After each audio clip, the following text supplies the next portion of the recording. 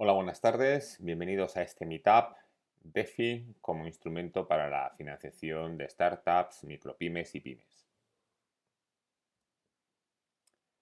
Mi nombre es Alberto García Lluís, soy economista y consultor estratégico en procesos de transformación digital. La presentación que vamos a hacer no es un proceso comercial, es simplemente una presentación divulgativa en el que se van a dar información sobre cómo son los procesos de la emisión de una STO. No tiene carácter comercial ni de asesoría.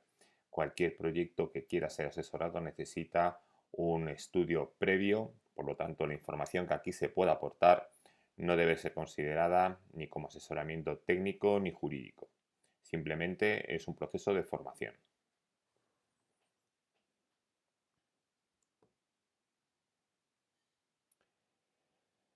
Los módulos de hoy van a centrarse fundamentalmente en tres. Primero, conceptos básicos, luego la financiación distribuida de startup, micropymes y pymes, y luego todo lo que es la metodología VKMC para la emisión de una STO.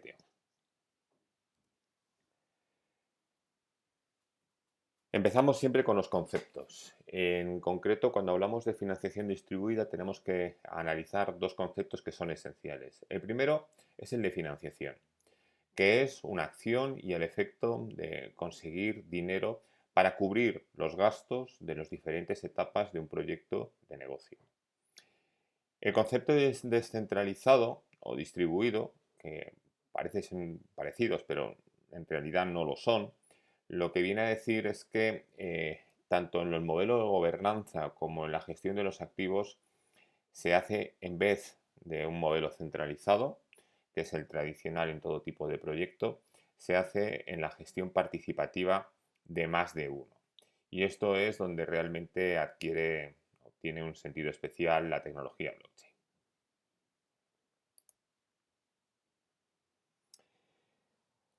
Si la tecnología blockchain es un sistema distribuido para la gestión de un ledger, una de las piezas claves de esta base de datos o ledger distribuido serán los activos digitales.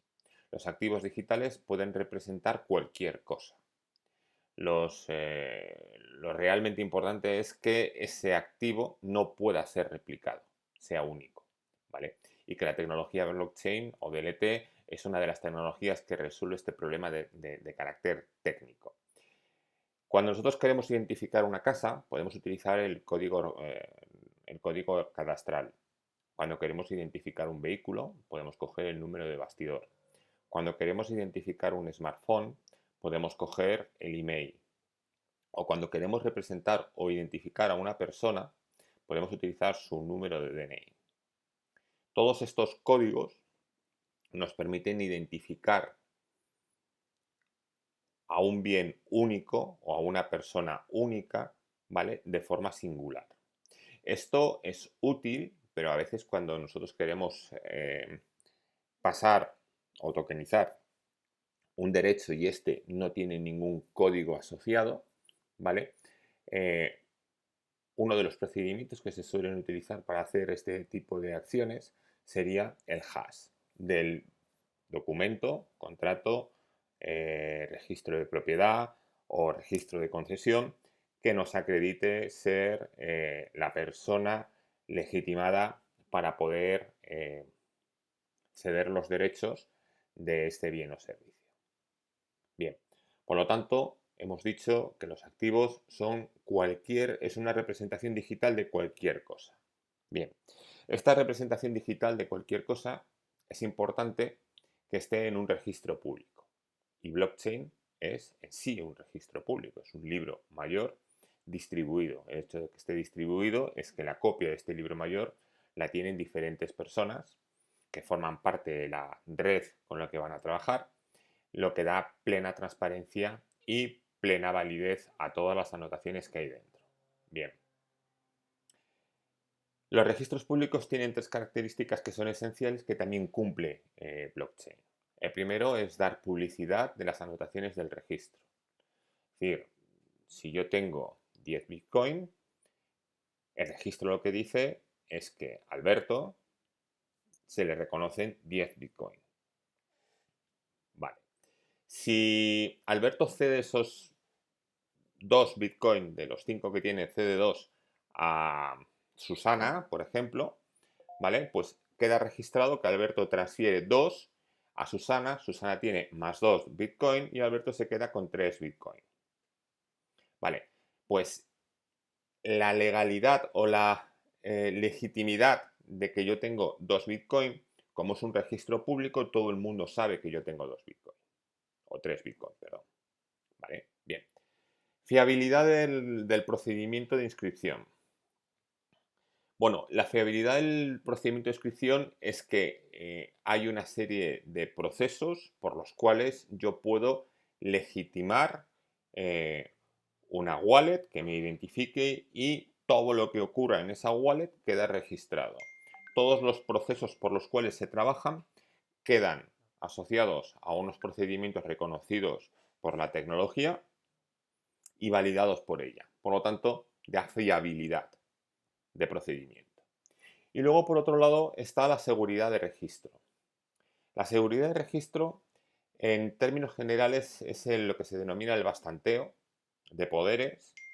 En el caso de la tecnología blockchain, es los atributos que yo puedo tener como usuario o que mi wallet puede tener como usuario, que yo como propietario o como propietario tenedor de la clave pública y privada puedo realizar. Bueno, pues estos 3 elementos, publicidad, fiabilidad y registro, los cumple la tecnología blockchain.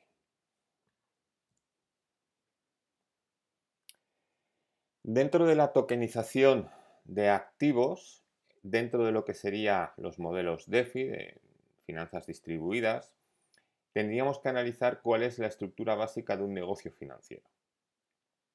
La estructura básica del negocio financiero dentro de la tecnología blockchain no ha cambiado, sigue siendo la misma. Por un lado, hay un inversor impositores. Por otro lado, están los promotores, que son quienes realmente ejecutan el proyecto y desarrollan toda el área de negocio. Son los que se encargan de buscar clientes para comercializarlo, quienes asumen los gastos de gestión y quienes tienen todo el expertise y el know-how para poder poner ese dinero a rendir. ¿Vale? Y luego, por otro lado, evidentemente están las personas, los prestatarios, que son las personas que solicitan pues, los créditos, normalmente el crédito, pues, para poderse comprar una casa. ¿Vale? El procedimiento es muy sencillo. Un grupo de inversores crean un fondo, ese fondo lo gestiona un promotor, ese promotor tiene una infraestructura, entre ellas son comerciales, que se dedican a ofrecer créditos para la compra de una vivienda.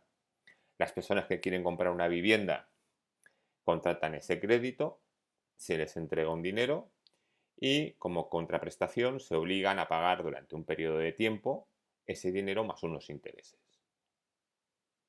Bueno, pues la parte de los intereses tiene que cubrir los gastos de gestión, de riesgo y de cumplimiento del promotor, más los intereses de los inversores por haber dejado ese dinero para ese proyecto. Lo podemos ver en este ejemplo de una forma mucho más gráfica. Un grupo de inversores ceden parte de su capital para constituir un fondo de inversión, digamos que es un fondo de inversión para crédito hipotecario.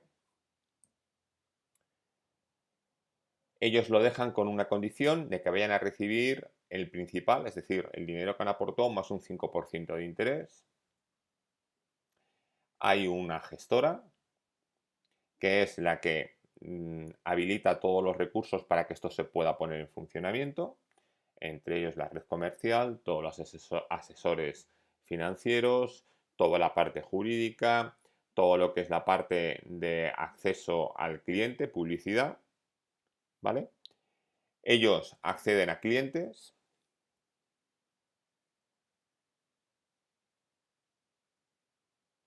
y los clientes contratan este servicio a cambio de dar un devolver el principal más un tipo de interés que está por encima del de retribución de los inversores. Si las personas que solicitan un crédito hipotecario están dispuestos a pagar un 8%, de ese 8% a los inversores se les da un 5% y el 3% restante es lo que tienen los gestores comerciales y los gestores del fondo de inversión para obtener su beneficio al tiempo que van a obtener todo lo que serían cubrir los gastos de riesgos, cubrir los gastos de gestión, etcétera, etcétera. Los primeros gastos o los primeros proyectos de este tipo se realizaron en Estados Unidos en el año 1970. Por lo tanto, todo esto es bastante antiguo, está súper regulado y tiene un montón de posibilidades a la hora de poder trabajar con ello que lo hace realmente interesante. Cuando nosotros queremos analizar lo que serían las diferentes estrategias con las que podemos acceder a un proyecto de estas características, podemos utilizar lo que se llama la clasificación de instrumentos financieros, que es un estándar internacional en el que establece la categoría y la clasificación de todos los activos financieros que actualmente se reconocen en el mercado. Vale, nosotros cuando queremos gestionar un activo, queremos conseguir financiación para un proyecto nuestro, podemos hacerlo a través de equity, esto es, cediendo parte de nuestro capital social a inversores a cambio de dinero. Pero también lo podemos hacer a través de vehículos de inversión colectiva, de fondos de inversión. Nosotros podemos crear un fondo de inversión o podemos buscar la financiación a través de un fondo de inversión en el que a través de diferentes mecanismos también vamos a poder conseguir dinero.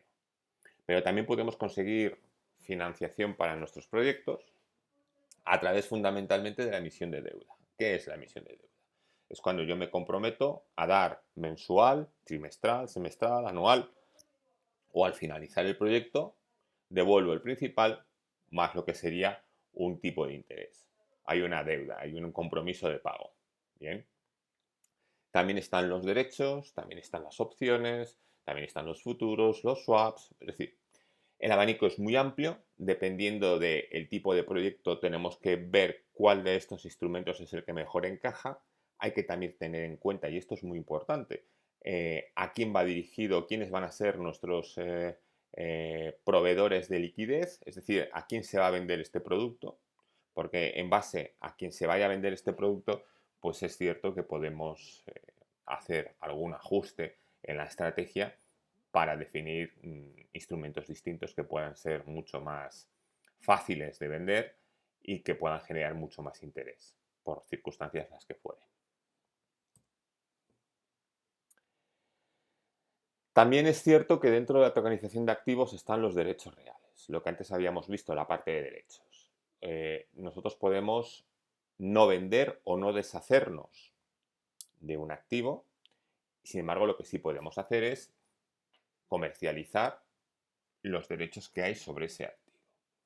Por ejemplo, derecho de usufructo, derecho de uso, derecho de habitación. Existen diferentes tipos de derechos que nos permiten no ceder la propiedad o la nudopropiedad de lo que es el bien en cuestión, sino solamente algunos privilegios a la hora de disfrutarlo. ¿Vale? Ya sea para un uso en unas condiciones determinadas durante un periodo de tiempo determinado, o durante unas horas determinadas, o durante un periodo de tiempo concreto, ya sea para poder hacer un alquiler de ese bien durante un periodo de tiempo, cediendo todos los derechos de uso en ese periodo de tiempo. Es decir, existen multitud de fórmulas, todas ellas, por no decir prácticamente todas, y diría la mayoría, pero no es que son prácticamente todas, están recogidas dentro de lo que es el Código Civil, ¿vale? Es decir, es raro encontrar alguna figura que no esté recogida dentro del Código Civil. Y todo eso está ya recogido y más que regulado.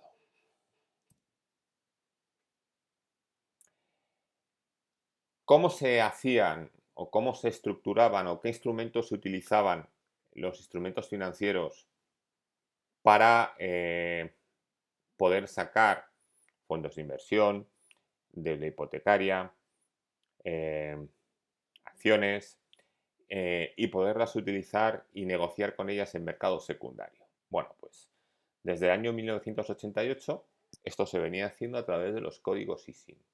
El código ISIN es una norma ISO, la 6166, que desde el año 1998 está reconocida a nivel internacional por el G30 y es el principal medio para lo que es la estructuración de instrumentos financieros.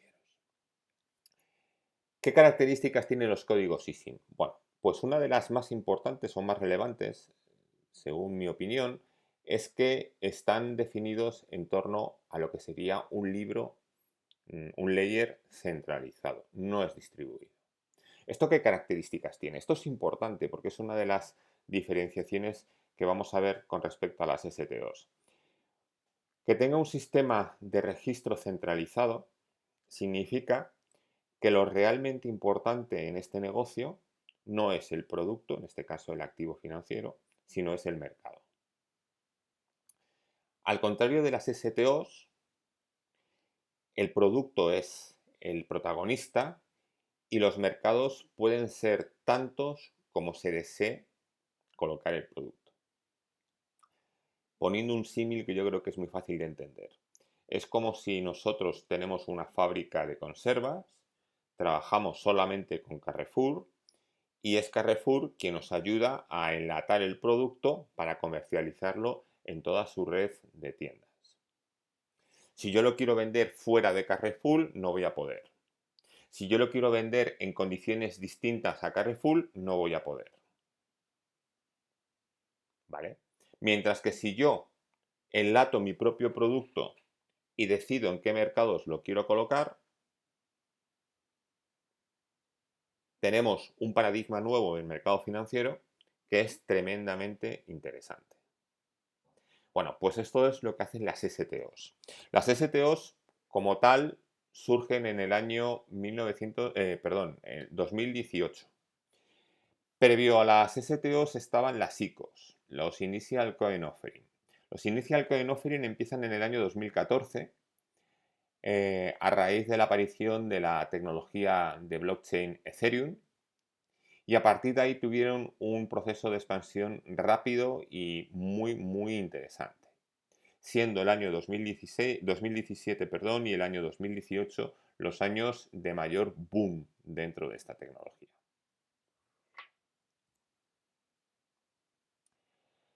Antes he adelantado algunas de las características más importantes. La tokenización de activos, comparando los códigos ISIN de los códigos STO, podemos ver qué ventajas y qué inconvenientes tiene y hacernos una idea de cuáles son las oportunidades que nos brinda uno y que nos puede brindar la otra tecnología. Dentro de los códigos ISIN, cabe reseñar que son tecnologías que llevan funcionando mucho tiempo, por lo tanto están perfectamente reguladas. El abanico de opciones es exactamente igual que las que pueden tener las STOs. Los mercados en los que operan son mercados regulados. Esto significa que son mercados bajo la supervisión del regulador y que se penalizan de forma grave cualquier irregularidad que puedan cometer. Y por otro lado, un producto definido en un código ISIN se puede comercializar en cualquier parte del mundo. Y esta es otra de las grandes ventajas que nos vamos a encontrar. Como desventajas de los códigos ISIN, podemos decir que son productos muy rígidos, que una vez emitidos no pueden ser modificados ni pueden tener elementos de flexibilidad. Son estándares y es el paradigma de la rigidez. Por otro lado, existen restricciones y esto también es otro dato importante. Sí es cierto que hemos dicho que como ventajas es que se pueden comercializar en cualquier parte del mundo, pero una cosa es que se puedan y otra cosa es que se quiera comercializar. Hay muchas entidades financieras que se niegan a aceptar determinados códigos ISIN, ya sea porque el volumen de negocio que tiene es insuficiente o porque es un competidor de otros productos que puedan comercializar. Por lo tanto, sí es cierto que cualquier banco a nivel mundial, a través de su mesa de negociación, pudiera comprar y vender cualquier tipo de código ISIN. Lo que es también cierto es que no lo hacen porque hay intereses detrás que, bueno, pues que logran que al final esto no sea así. ¿Vale? Y luego, como tercer elemento de desventaja que puedan tener los códigos ISIN, es que son totalmente opacos. Me explico. Lo vimos cuando ocurrió el tema de la subprime, con el tema de la estructuración de deuda. Una vez que se estructura la deuda, no se tiene constancia de quién participa en la compra de estos recursos. Es materialmente imposible saber cómo evolucionan estos recursos y al mismo tiempo aporta un elemento de opacidad en el funcionamiento de lo que serían los proyectos que se están gestionando. Es decir, no tenemos información de cómo pueden evolucionar o cómo pueden cambiar. Al contrario de lo que es los códigos ISIN, podemos estar hablando de lo que serían las ventajas de las STO, de la Security Token Offering.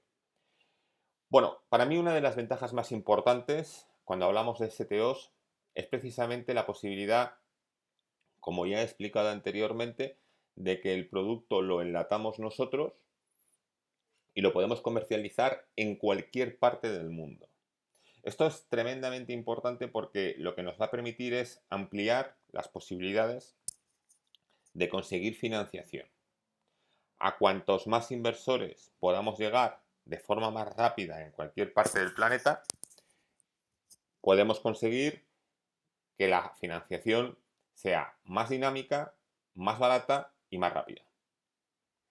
Otro de los elementos que yo considero importantes, y es un poco apoyándome en este criterio anterior que he dicho, es que al igual que podemos conseguir ampliar el número de inversores, cuando tenemos que trabajar en un mercado secundario, podemos conseguir liquidez de forma más rápida. O mejor dicho, nuestros inversores pueden conseguir liquidez de forma más rápida. Y esto repercute de forma directa en el valor que puedan tener nuestros activos digitales tokenizados. Otra de las piezas claves que para mí es también muy importante y es una gran diferencia con respecto a cómo funcionan los códigos ISIN es que el propietario del token, el propietario de la wallet donde tiene esa anotación de ese token, es soberano sobre su patrimonio. Y esto es complejo de explicar, sobre todo cuando hablamos de los códigos ISIN, porque el código ISIN, si bien es cierto que también es un código digital y que se apunta en un layer distribuido centralizado, es precisamente esto de que es centralizado lo que evita que el propietario, el dueño de este patrimonio, tenga soberanía sobre él. Normalmente esta soberanía está cedida de forma forzosa, porque no hay otra forma de poderlo hacer, sobre las entidades financieras y fondos de inversión o gestoras que gestionan estos activos. De hecho, es curioso ver cómo funcionan, porque los mercados, las anotaciones las tienen sobre las carteras de aquellas empresas que operan en ellos, es decir, el banco J opera en el mercado de la Bolsa de Madrid, con acciones del banco M. Bien, pues si yo tengo acciones del banco M a través de mi banco, yo no voy a ser el titular de esas acciones en la bolsa, sino será mi banco, y mi banco es el que tiene una anotación contable, que es una deuda, es un reconocimiento de deuda, es un reconocimiento de pasivo, que yo soy propietario de ese título de acción. Esto tiene muchas derivadas, ¿no? Es decir, la primera derivada es que cuando hay operaciones dentro de clientes del mismo banco, el banco se lleva todas las comisiones. El banco o la agencia de valores se lleva todas las comisiones. Mientras que si operamos a través de una STO, esas comisiones serán simple y llanamente las que procedan por operar dentro de un exchange, que son los que lo gestionan. Pero la soberanía de los activos es mía. ¿Vale? Bien. Principales desventajas que puedan tener los códigos STO o las STOs. Bueno, una de ellas es el tema de la regulación. Aún hay cuestiones que están por definir en el funcionamiento de lo que sería pues, el listado de los tokens, temas de custodia de los tokens, aunque la custodia no tiene nada que ver con los sistemas centralizados, pero sí es cierto que tiene que tener una serie de garantías a la hora de que si yo pierdo la clave o si hay algún mecanismo para que me lo puedan copiar, reconocer que yo soy el propietario y que si ha habido algún tipo de ataque o de vulneración de mi seguridad, yo pueda recuperar mi patrimonio, ¿vale? Por otro lado está la parte de los mercados. En los STOs, los mercados, el 95% de los mercados me atrevería a decir que son OTCs, over the counter. Estos mercados son mercados privados, normalmente sujetos a una regulación muy laxa, si es que la están, algunos no están ni siquiera sujetos a regulación, porque muchas veces los activos digitales no se reconocen como securities, fundamentalmente aquellos que puedan ser considerados como monedas o medio de pago. Tampoco se considera dinero, por lo tanto hay una especie de terreno que es muy ambiguo en el que se trabajan como si fueran activos, como si fuera, por ejemplo, oro, ¿vale? Mercancías. Eh, la regulación de estos mercados no está claramente definida en torno a los reguladores de mercados de valores, por lo tanto, queda en el ámbito de la competencia. Y sí es cierto que la Comisión Nacional del Mercado de Competencia define también una serie de pautas que en muchas ocasiones son incumplidas por estos OTCs, lo que hace que veamos cada vez más en noticias reclamaciones sobre los OTC, sobre los exchanges, me da igual que sean DEX, que sean CEX, en donde realmente pues, los usuarios reclaman importantes cantidades por prácticas que afectan a sus intereses y que además pues, son ilegales. Otro de los elementos que genera cierta desventaja es los modelos de negocio que hay detrás de estos proyectos. Nosotros siempre hemos dicho que para que un proyecto pueda ser gestionado correctamente en un mercado secundario, el proyecto tiene que tener una solvencia elevada, tiene que tener un valor claro. El problema es que muchas STOs se definen sobre ideas, no es un modelo de negocio de algo concreto ni que esté madurado. Eso también genera una cierta preocupación por parte de los inversores. Y para que un proyecto pueda tener una salida a través de una STO, se precisa que tenga un cierto grado de madurez, que hasta ahora no son muchos los proyectos que lo pueden garantizar.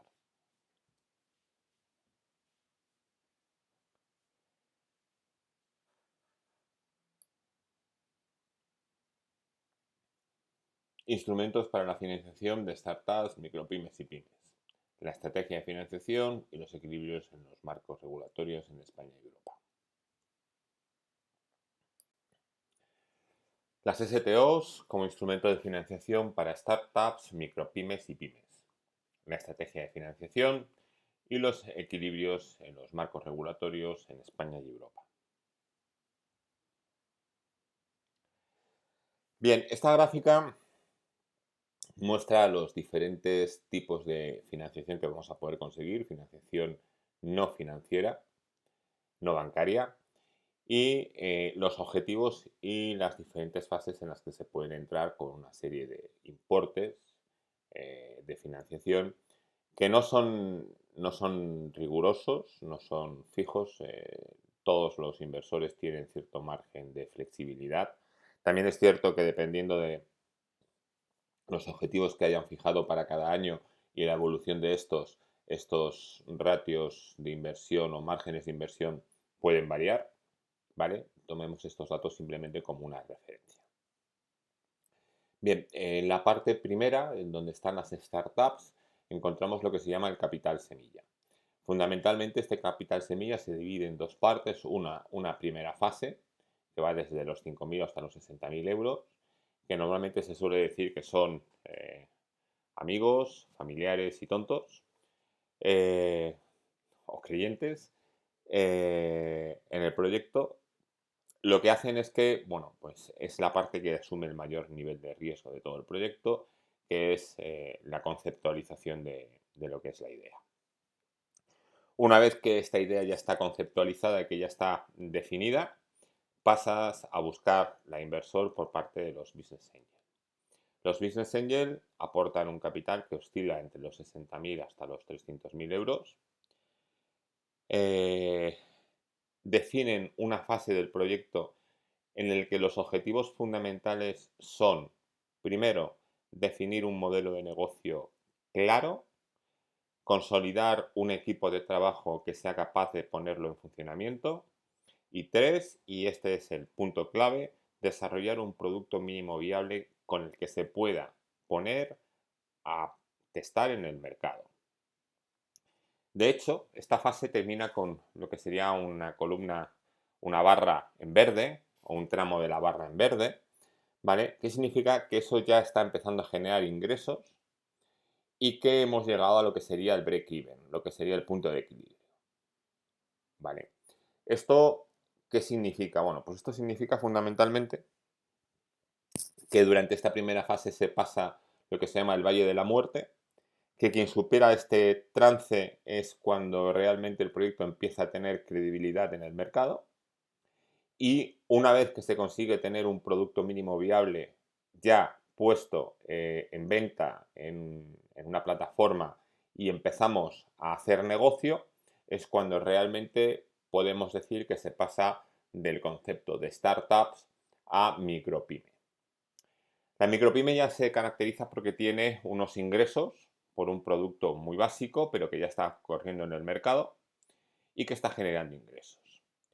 La siguiente fase en la que entramos, que es la fase de lo que sería crecimiento temprano, lo que busca es consolidar este crecimiento, fundamentalmente centrarnos en lo que es la parte de ingresos, aumento de ingresos, y aquí hay dos partes o dos elementos que son esenciales. Por un lado, reforzar toda la parte comercial, modificar toda la estructura de una micropyme o de una startup a pyme, dando soporte estructural a todo lo que son los procesos de una empresa, que sea pequeña, ¿vale? Y luego, por otro lado, el planificar una estrategia de crecimiento en el que es muy frecuente utilizar el apoyo de un venture capital para que nos ayude en esta primera fase o en esta primera etapa de expansión. Esta primera etapa de expansión normalmente se llama la ronda A, ¿vale? Que lo que busca es que entre una aportación de entre 300.000 a 1.000.000 de euros, más o menos, nos permita captar recursos suficientes como para poder mejorar el producto al tiempo que ampliar nuestra red comercial en el que nos permita incrementar el volumen de ingresos. Entre lo que es la ronda A y la ronda B, fundamentalmente se centran en esto, a diferentes niveles. Una vez que ya estamos en ronda C, estamos ya en una fase en lo que buscamos es la internalización del producto, es decir, salir fuera del territorio en el que hemos crecido y en el que hemos madurado para ampliar mercado a nivel internacional.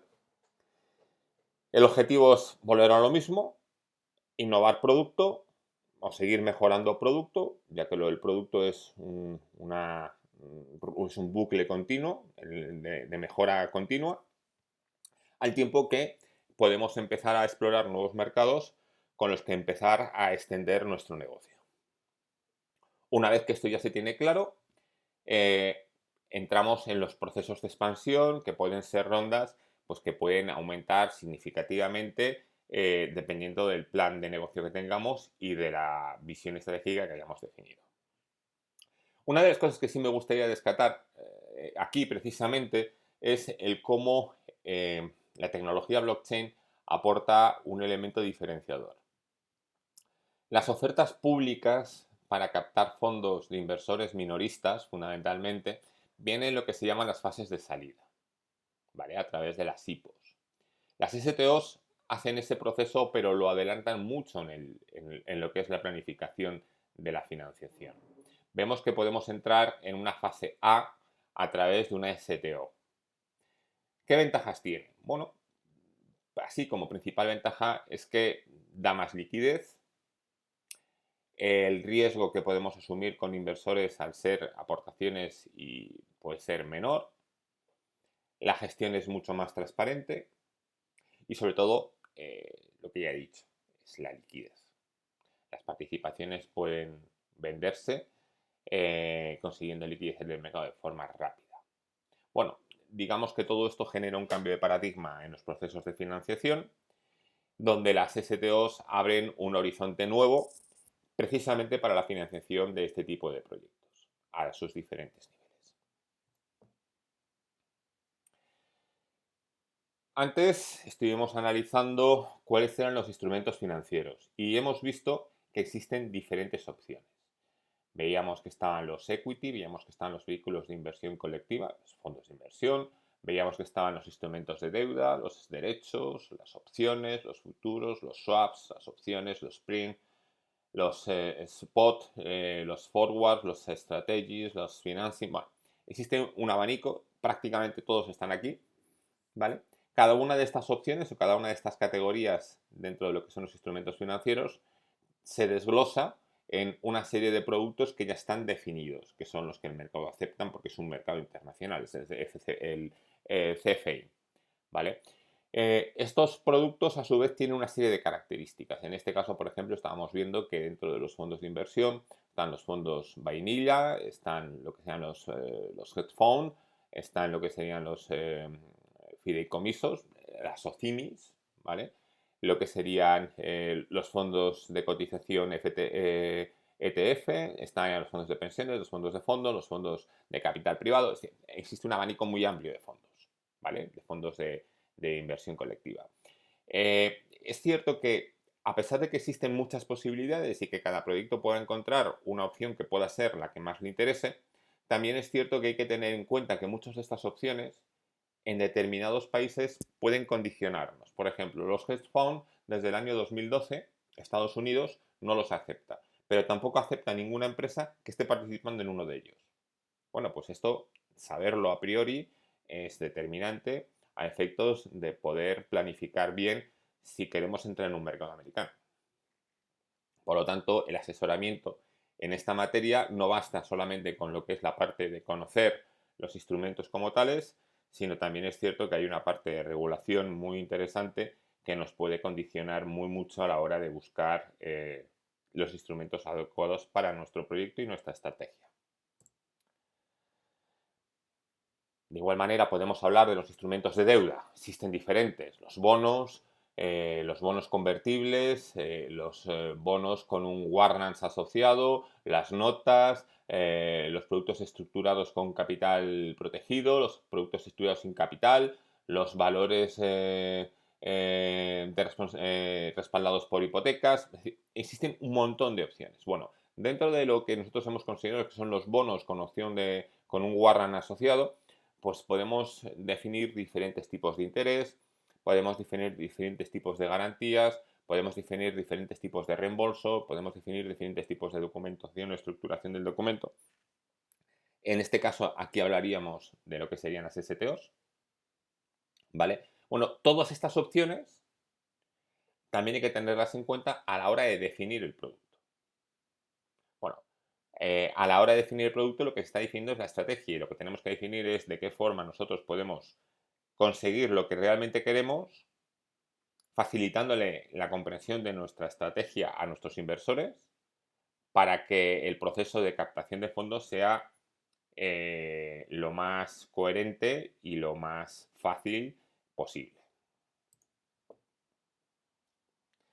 Después de todo lo que hemos visto, podríamos decir que un token sobre tecnología blockchain es una representación criptográfica y digital de cualquier cosa. Esto es una anotación en un libro mayor de contabilidad que es distribuido e inmutable. Y por ende, podríamos decir también que un token es una security token cuando esa cosa que representa el token es un valor negociable que se reconoce por los reguladores internacionales dentro de lo que es un token, un security. Bien. Aquí ya entramos en lo que sería la fase de lo que es la metodología de una STO. Esta metodología la hemos desarrollado durante los últimos 3 años y se centra un poco en toda nuestra experiencia, tanto en la evaluación de proyectos como en la preparación de estos, cara a que el regulador pueda valorar. Cuando el regulador tenía que dar el visto bueno, ahora no es necesario, ahora simplemente es recomendable, y por otro lado, pues también es cierto que si nos asociamos o si nos ajustamos al artículo 35.2 del texto refundido de la Ley de Mercado de Valores, la CNMV no tiene que validar ningún proyecto, esto lo hace directamente una empresa de servicios de inversión. El lanzamiento de una STO tiene 3 fases claramente diferenciadas. La primera es la emisión, que es la preparación del proyecto y toda la documentación para poder hacer la venta de ese token. La segunda es la venta de ese token y la tercera es la reventa de ese token, lo que sería un mercado secundario. Dentro de la emisión, nosotros estuvimos analizando todos los procedimientos o todos los procesos de lanzamiento de unas ICOs entre el año 2017 y 2018. Estuvimos analizando cuáles eran los errores que se cometían más importantes y en base a eso estuvimos estableciendo lo que era un proceso de una especie de checklist en el que nos permitía identificar cuáles eran las piezas claves en este proceso de lanzamiento. Estas piezas claves las podríamos definir fundamentalmente en, primero, una revisión de lo que es la propuesta de valor del negocio y del business plan. Segundo, la elaboración de un folleto o prospectus que no tiene nada que ver con un white paper. El white paper es una información tremendamente genérica, muy básica, con un elevado nivel de riesgo asociado a él, ya que tengamos que tener en cuenta que la persona en toda emisión de una STO hay un responsable al que se le va a exigir el cumplimiento riguroso de todo lo que es la emisión. Esa persona responsable tiene que tener muy claro dónde se está metiendo y cuáles son las responsabilidades que están asumiendo. Y muchas veces esas responsabilidades no vienen definidas de forma correcta en un white paper. Lo que hace es que la persona que asume esa responsabilidad de salida puede incurrir en una pérdida patrimonial personal importante. Por eso decimos que el tema del white paper nos parece que es un documento tremendamente peligroso tanto para los promotores como para los token holders.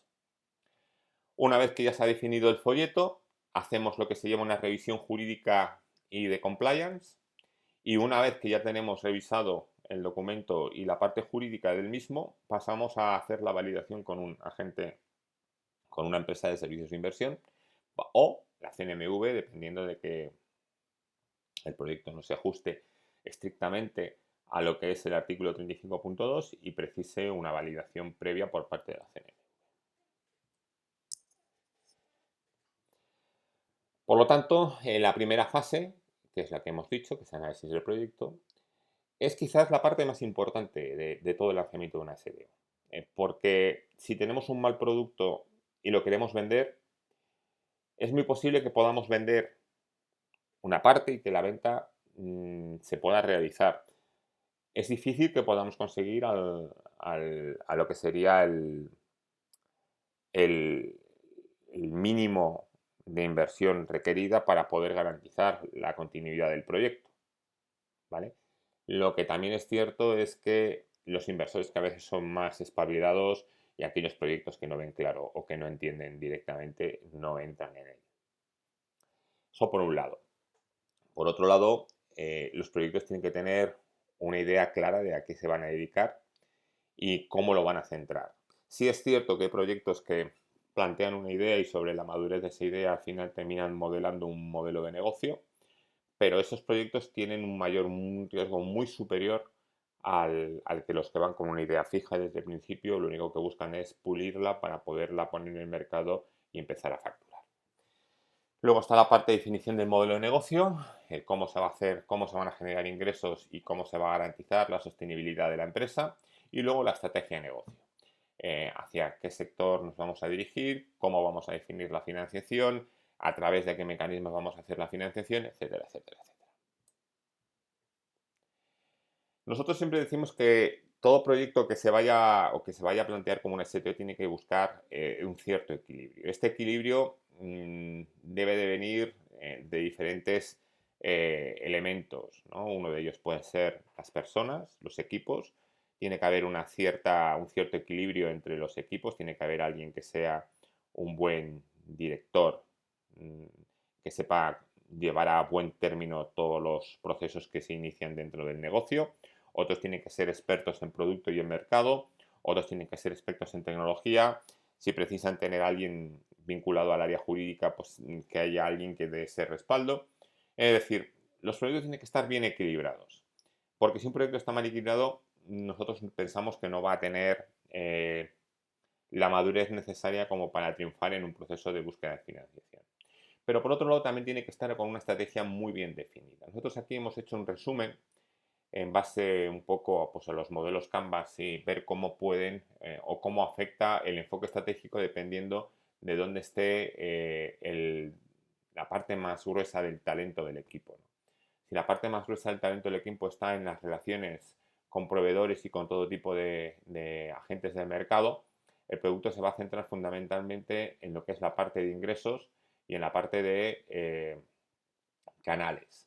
Si nosotros centramos el producto o el proyecto en la parte de producto y en la de propuesta de valor, nos vamos a centrar mucho tanto en la parte de relaciones como en la parte de clientes como en la parte de ingresos. Si nos centramos fundamentalmente en clientes, nos vamos a centrar mucho en recursos y en costes. Es decir, cada estrategia tiene una serie de elementos que la pueden aportar un valor diferencial. Es muy importante conocer estos flujos de valores a la hora de poder validar también la solidez de los proyectos. El otro elemento es la preparación del prospectus. Hemos dicho antes que el prospectus, el artículo 35.2, lo que dice es que la CNMV no tendrá que hacer una revisión y aprobación del prospectus o del folleto. Esto no significa que la CNMV no diga que sea necesario hacer un folleto. Dice que ellos no lo tienen que revisar y no tienen que validarlo. Pero sí es cierto que el ESI sí lo puede validar. De hecho, nosotros pensamos que el prospectus sí es necesario por dos motivos que nosotros consideramos que son muy importantes. Primero, porque establece un conjunto de información clara que no se presta a interpretación, que puede ser, en el caso de ser deficiente, interpretada por un juez siempre a favor del token holder, lo cual es una inseguridad jurídica de los promotores de proyectos, ¿vale? Y segundo, porque parametriza perfectamente las características del proyecto y del producto para que no se preste a malos entendidos o malas interpretaciones. Cuanto más claro se sea en la ejecución de un proyecto, menos riesgos se asumen a la hora de atender a demandas que puedan caer. Por otro lado, nosotros además nos estamos ajustando, perdón, nos estamos ajustando a los marcos regulatorios que establece tanto la Unión Europea como los diferentes órganos que han estado emitiendo recomendaciones.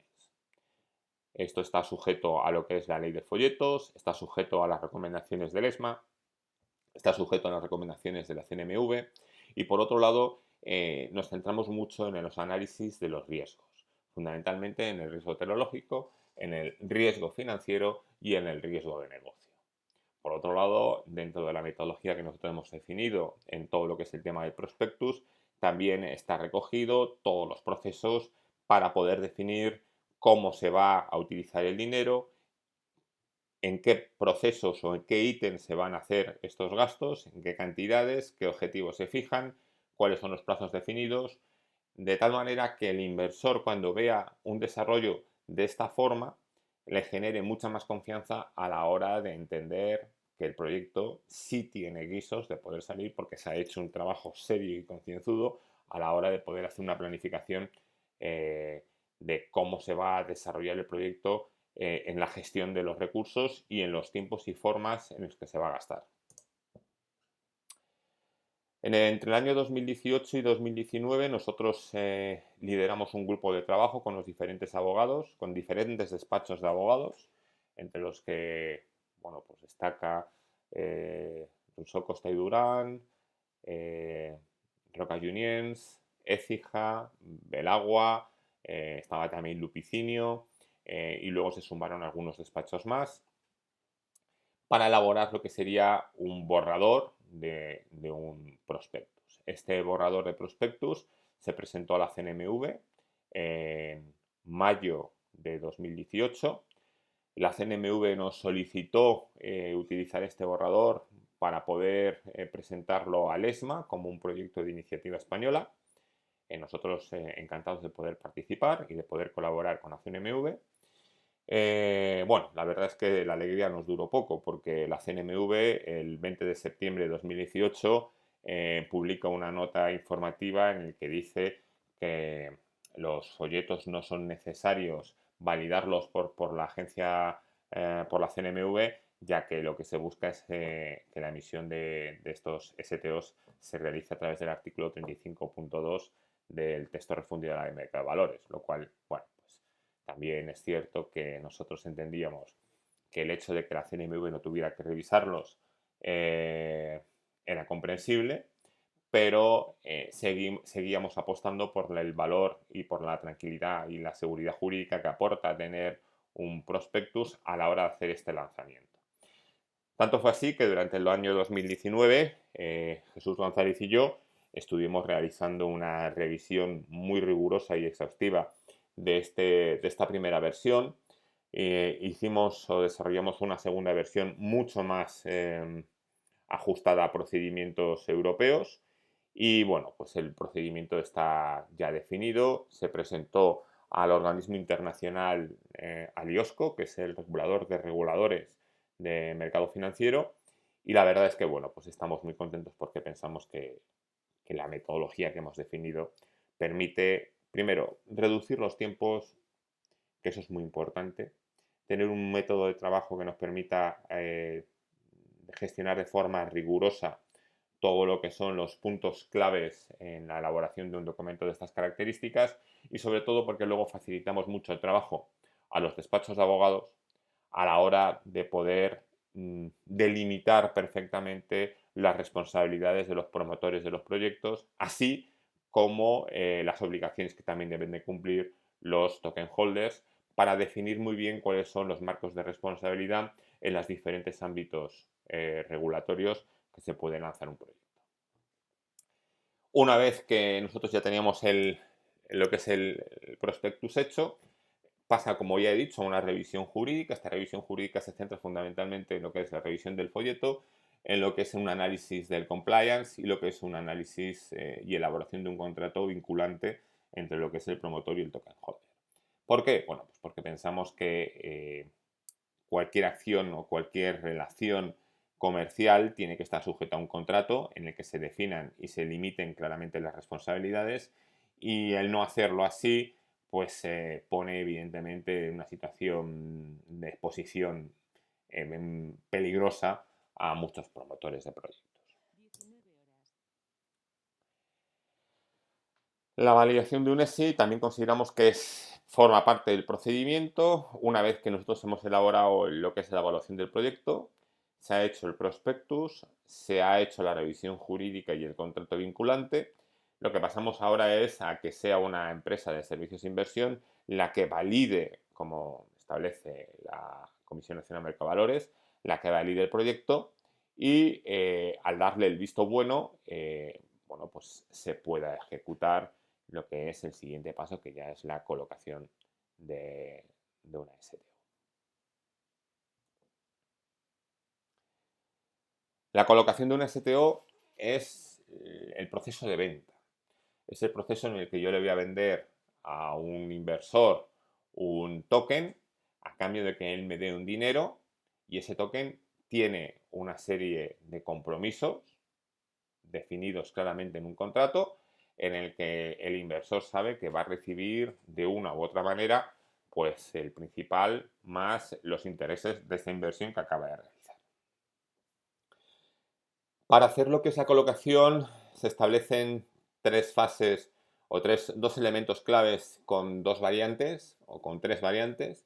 Primero sería el plan de marketing, luego sería el cumplimiento en el mercado primario, es decir, el proceso de venta, ¿vale? Y luego están las estrategias que pueden ser eh, apostar por una oferta de inversores minoristas, oferta pública, apostar por una oferta de inversores mayoristas o cualificados, ¿vale? Oferta privada, o por un híbrido, ¿vale? Podemos también apostar por una parte de inversores minoristas y otra parte de inversores mayoristas, ¿vale? Y luego, bueno, pues, ¿dónde los queremos hacer y cómo lo queremos hacer? Aquí también cabe el análisis de cómo se quiere focalizar esto. Esto se puede hacer a través de un sistema en el que seamos nosotros quienes hagan la colocación, podemos hacer una serie de showrooms a nivel internacional con la intención de poder conseguir financiación si queremos hacer una colocación privada, o podemos establecer una campaña a nivel internacional. Esto es muy costoso, ¿vale? Esto es muy costoso y además tiene limitaciones importantes, pero una campaña a nivel internacional para poder buscar inversores minoristas, ¿vale? Lo que sería una oferta pública. Cabe decir que la oferta pública dentro de lo que es el marco regulatorio europeo, en concreto en español, tiene la necesidad, para no tener que ser validado por un regulador, el que no supere los 5 millones de euros. Es decir, que sea como máximo de 4.999.999,9999. ¿Vale? No puede llegar a ser 5 millones. Esto es en el caso de que no queramos que sea el regulador quien valide la STO. En España es el procedimiento recomendado, ¿vale? Pero fuera de España hay determinados reguladores que están dispuestos a aceptar una oferta pública a través de una STO y que sean ellos los que validen la STO. Bueno, pues, si estamos dispuestos a apostar por esa opción, bueno, pues todo depende de la estrategia que se quiera seguir. ¿Vale? La primera fase es el plan de marketing y luego es el proceso de venta. El plan de marketing tenemos que dejar muy claro cuál va a ser la estrategia que vamos a seguir, si va a ser a oferta pública o oferta privada. De igual manera, vamos a tener que plantear la segunda fase, que es la colocación en sí misma, que queremos ver si la venta la vamos a hacer a través de oferta pública y la vamos a hacer a través de nosotros o lo vamos a hacer a través de un tercero.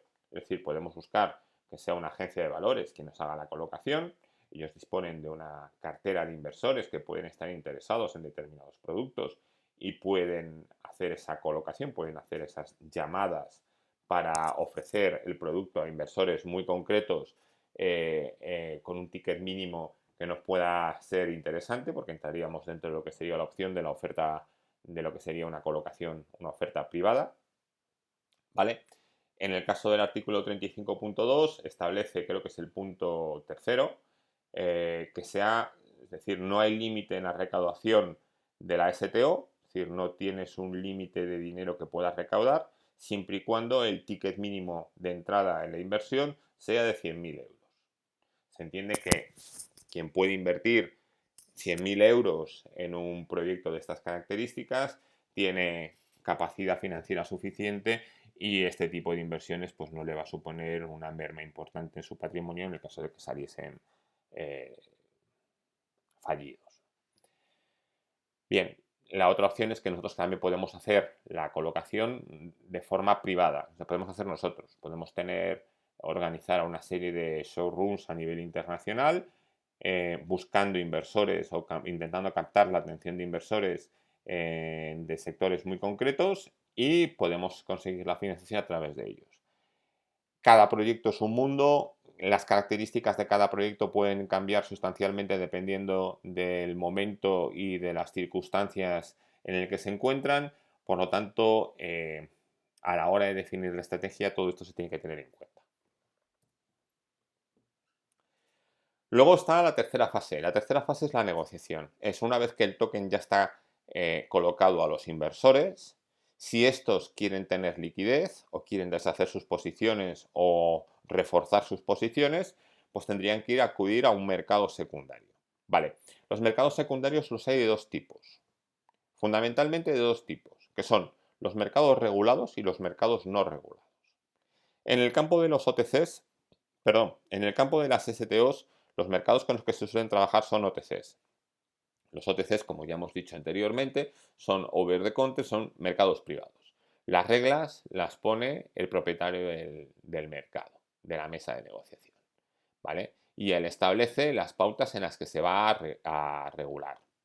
Estas pautas normalmente están sujetas a una regulación que es muy laxa dentro de lo que es el tema de mercado de valores, pero sin embargo, y esto es un gran desconocido, muchos de estos OTCs están sujetos a normas internacionales en el mercado de competencia. Y es precisamente aquí donde muchas de las prácticas que realizan son abusivas y genera que los propios token holders les demanden y les pongan en situaciones tremendamente delicadas. Dentro de los mercados regulados, que sí están bajo la supervisión de reguladores, tenemos los MTFs, que son los sistemas multilaterales de negociación, y los sistemas o los OTFs, que son los sistemas organizados de contratación. Ambos están recogidos en MiFID II, ambos están perfectamente regulados, ambos tienen una serie de limitaciones que dependiendo del tipo de productos o activos financieros van a poder comercializar o no. Existen ya mercados que están operando dentro de estas características con STOs, como es el mercado de Stuttgart, como es la bolsa de Stuttgart, a través de un proyecto que se llama Bison, o como es, por ejemplo, Templum. Es un mercado ATS, equivalente a un MTF europeo, que está operando ya en Estados Unidos con licencia de la SEC para poder trabajar con todo tipo de activos digitales. Entre 2017 y 2018, las ICOs, que es el antepasado a las STOs, a las Security Token Offering, las ICOs recaudaron, las ICOs lanzadas fueron 2047, entre 2017 y 2018, 2047, y recaudaron un total de 19.239 millones de dólares, de los cuales, y esto, bueno, pues lo hemos estado revisando con Guillermo, la capitalización del mercado estaba en unos 200 y pico mil millones de dólares. Si quitamos el peso que tiene Bitcoin precisamente en este mercado, nos quedarían unos 82.000. Si quitamos otras altcoins como pueden ser Ethereum, Ripple, Dash, etcétera, etcétera, etcétera, posiblemente nos podríamos quedar con una capitalización que rondaría los 50.000 millones de dólares. Bueno, pues de 20.000 a 50.000, pues podríamos haber hecho un 2,5, por 2,5. ¿no?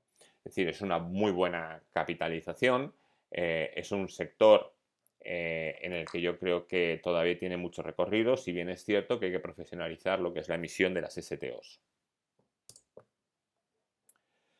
A grosso modo de resumen, podríamos definir este flujograma de todos los procesos y de todas las acciones que hay que realizar en cada una de las fases. ¿Vale? Esto es lo que nosotros llamamos nuestra metodología, es con lo que nosotros solemos trabajar y con lo que nosotros podemos ofrecer un servicio integrado a todos nuestros clientes. Bueno, pues aquí termina este meetup sobre lo que es la financiación a través de tecnología blockchain, en la utilización de lo que serían los STOs. Espero que haya sido de interés de todos los que hayan asistido. Gracias por haberme aguantado hasta el final y cualquier duda que puedan tener, estamos a su entera disposición en la dirección de correo que está aquí abajo. Muchas gracias.